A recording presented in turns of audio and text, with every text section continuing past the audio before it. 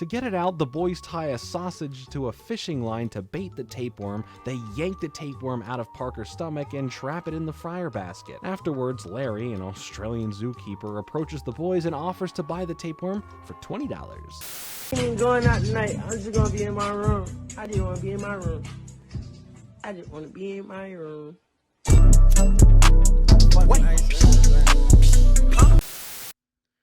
Alright, now we were reacting to a previous video that Mr. Meaty Iceberg explained, but I need research, right? So because I want to make a video about this show, because I've been seeing a lot of videos, like commentary videos. Anyway, damn, I said all this in the last video, but yeah, I want to make like a commentary video because a lot of videos have been doing well, and I want to provide more value to the channel, like with different style videos and things like that, but still pertaining to like reaction based videos, because I am more capable of, I'm capable of things outside of just reaction videos. I have like a large set of editing skills. So I want to make a commentary piece like that about a show like Mr. Meaty, because Mr. Meaty was a big show for me growing up. It was one of my favorites. And yeah, so I wanted to do that. Damn. It sucks that I said all this in the last video and I'm not going to upload that video. But yeah, the reason why I stopped watching that video is because there was no shorts or anything in the video. And it was a big iceberg explaining it. But I wanted to actually get my own take on the show and actually have some knowledge about the show to bring to the table without nostalgia being a factor. So we're watching this video that has actual clips and actually breaks down the show and it goes in depth and stuff like that. But anyway, I'm just going to get straight into it, man. If you like the video, like the video. If you like the vibe, subscribe. At issues.tm_ on Instagram. Issuesversustheworld.com. Go get y'all some fire pieces, you feel me, man. New piece alert, by the way. We got the issues with the light sun fade and the fur hood, you feel me? And then on the back, we got a motherfucking prosperity on the back, you feel me? Prosperity if you can't read in a Japanese text or kanji, whatever you want to call it. But yeah, we're gonna get straight into the video, man. Seriously, y'all thought this was okay to put on my TV screen as a kid? You sick monsters. Originally airing as a series of shorts that played during commercial breaks on Nickelodeon from 2002 to 2005, Mr. Meaty was greenlit and extended out into a complete series in the fall of 2005, with it originally premiering on Nickelodeon on September 22nd, 2006. And while that date is considered the premiere of the series, the pilot episode for the show, which featured material from the pre-existing short series, aired on December 30th, 2005, many months before the show's official release. But if you saw my previous video about making fiends, I left a little Easter egg hint onto what this video was by talking about Turbo Nick and showcasing clips of Mr. Meaty. This show, in fact, was very similar in the sense of making fiends, with the shorts that aired during commercial breaks being used on Turbo Nick to your creation heart's content. At some point in its 2-season, 3-year run, 2007 would see Mr. Meaty switch from Nickelodeon over to Nicktoons. Oh boy, do I even have to say it? By this point, you know what the Nicktoons channel is known for. In this case, however, I feel less bad. May I remind you of this? Yeah, now cue the fans of the show starting to raise their pitchforks. Wait, hold on. Let me finish the video before I'm sacrificed to the content gods. Mr. Meaty was centered around 2 lazy teenage boys working a part-time job at the made-up Mr. Meaty fast food restaurant inside the fictional Spongebob shopping mall. Josh was the charming, popular, uncaring, and self-centered 16-year-old protagonist who worked as the Mr. Meaty's cashier, while Parker was the nerdy, awkward, dumb 15-year-old Mr. Meaty fry cook who was happy to follow his friend Josh around. The story of 2 dudes who sling meat for a living, which is a lot safer than their old job, slinging old ladies. Hey, stay put. Mr. Meaty's on next.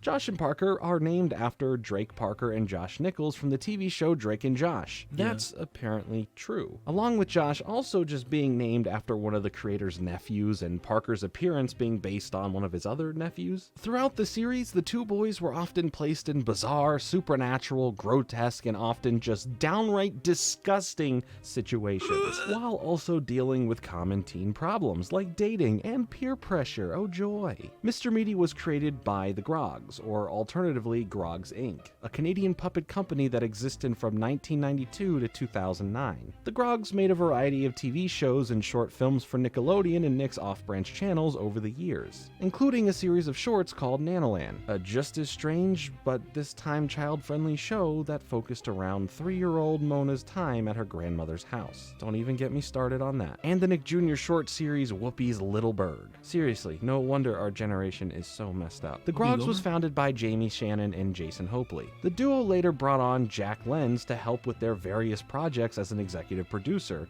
with Mr. Meaty being one of those projects. Yeah. While neither Shannon or Hopley have worked at a fast food restaurant prior to making Mr. Meaty, Hopley had worked at a movie theater's concession stand in the past and drew on that experience for inspiration for plots. He has also cited the Ren and Stimpy show as an inspiration for the tone and comedic stylings of Mr. Meaty, and, well, look what eventually happened to Ren and Stimpy. Yeah, I'm not digging into that one again. The Grogs made over 250 foam latex puppets for the show. Along with Josh and Parker, the show featured a puppet cast of rotating mall characters along with a few regulars. These reoccurring characters included Doug, a beefy mall cop with a macho attitude that likes hanging out with the boys and often helps them. There's Edward R. Carney, Mr. Meaty's 109-year-old founder and CEO who at some point was cryogenically frozen and serves as the main villain in a few episodes. For note, even in episodes where Carney acts just as a side character instead of a major villain, he is still evil, mean,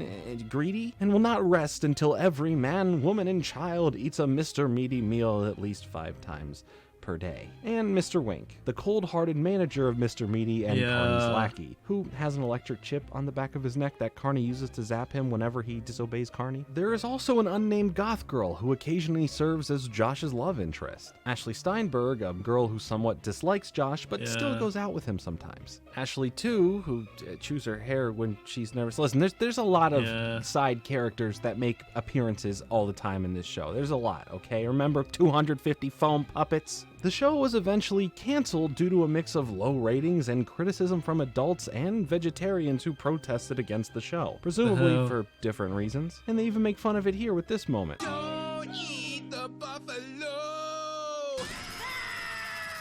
Every memorable Mr. Meaty episode was memorable for its own special brand of disturbing horror it forced upon its audience. But 2 episodes in particular are always cited as the main source of preteen nightmares. Same for him in the grill head? Adulthood nightmares. The episodes Roast Beef Barb and the notorious Tapeworm episode titled Mooch Master P. Roast Beef Barb focuses around Josh just after he has been broken up with for not being hot enough. To cope with his heartbreak, he decides to create the perfect girlfriend using the new Mr. Meaty Jiffy Meat Machine, which can make anything imagined out of meat. Josh and Parker go out and collect DNA samples from various girls Josh likes to combine into the perfect girl for Josh.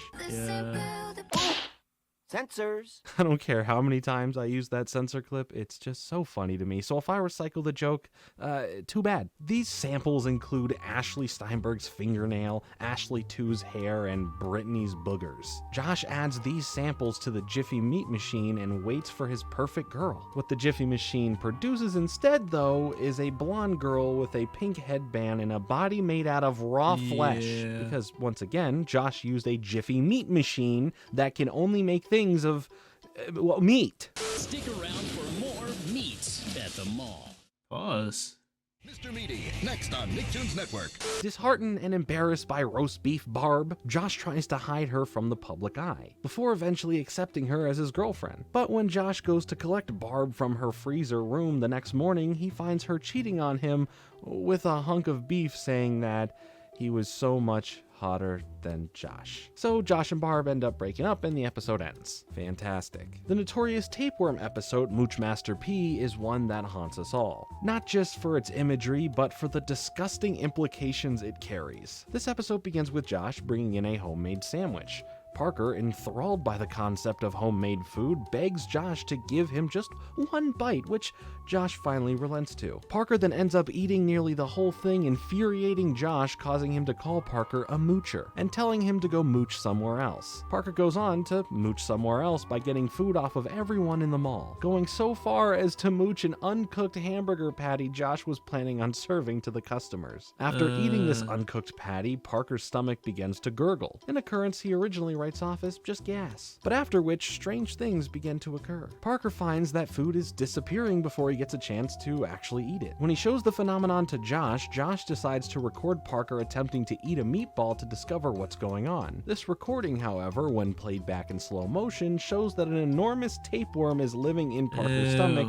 thanks to the raw patty he ate. To get it out, the boys tie a sausage to a fishing line to bait the tapeworm. They yank the tapeworm out of Parker's stomach and trap it in the fryer basket. Afterwards, Larry, an Australian zookeeper, approaches the boys and offers to buy the tapeworm for $20. The boys agree and look on horrified as Larry commences to swallow the worm whole, and then the boys use the $20 to buy all the mooch victims their food back, and Parker promises no longer to be a moocher. Well, at least there's a moral in there. Sweet, $20. To put it simply, this show haunts my dreams, and not in a good way. There is something so uncanny with the design of the puppets mixed with all the disturbingly horrific imagery that as a kid's show really made me uncomfortable. But for some reason, I can't take my eyes away from it when watching it. I don't label this as a good or a bad show. I label this as the most weird, surreal piece of kids programming from a major network that I've ever seen. Watching it back now and facing my fears, this is something I could expect from Comedy Central, Adult Swim, or one of those YouTube channels that make very creepy yet oddly fascinating pieces of work. Seeing it in this light, the show kind of works as something not everyone could get into, but I totally see why some may actually find this mesmerizing, especially if you're grassily enlightened, or it may just cause you panic attacks. Anyway, I think this show is why I've stayed away from most puppet-based properties, whether good or bad. Well, just stay away from the Happy Time Murders in general. That's just some free advice. But yes, I am saying Mr. Meaty is the reason I can't watch the Muppets. Hey there, buddy. Don't be scared. We're only here for entertainment. Oh my gosh, is that Ray Romano? All right, buddy, you want to tussle? I will kill. Hey,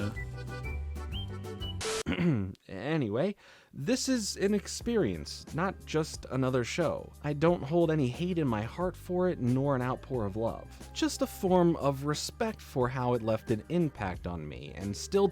Honestly, this video is so well put together that I don't even need to make my own video on it. I think bro's done enough. To this day, can't look at meat the same way. If you like this show, if you don't like this show, let me know in the comments below, because I am genuinely curious as to why for either option, and also how it has affected you. I, for one, will personally not be revisiting this show anytime soon after this. I certainly got my fill, and now I have indigestion. Thanks, Nickelodeon. It smells like smoked ham in here. And thus was the tale of Mr. Meaty. I thank you for sharing in this experience with me here today. Before you go, make sure to hit the like button and subscribe for more nostalgia trips. I'll be back with another video soon, but until then, have a happy Halloween and stay safe out there, my friends. And make sure y'all hit the like and subscribe rating, man. That was a great video, though. Not gonna lie, man. If you like the video, man. If you like the vibe, subscribe. That's all I really got for y'all. At issues.team_ on Instagram, issuesversustheworld.com, man. We'll get y'all some fire pieces, and I'm gonna catch y'all on the next one. Like I said, who knows, man? You may be seeing a commentary style video from me or some other different form of video. I've been trying out skits and stuff like that just to, I don't know, up my production quality, but that's on the TikTok. As you know, I am a man of very many different sources of media. You can find me on damn near any social media platform except for X, because I'm just not using that. You know, I'm just not using that. But that's all I got for y'all, man. Have a good night. Honestly, this video is so well put together that I don't even need to make my own video on it. I think bro's done enough.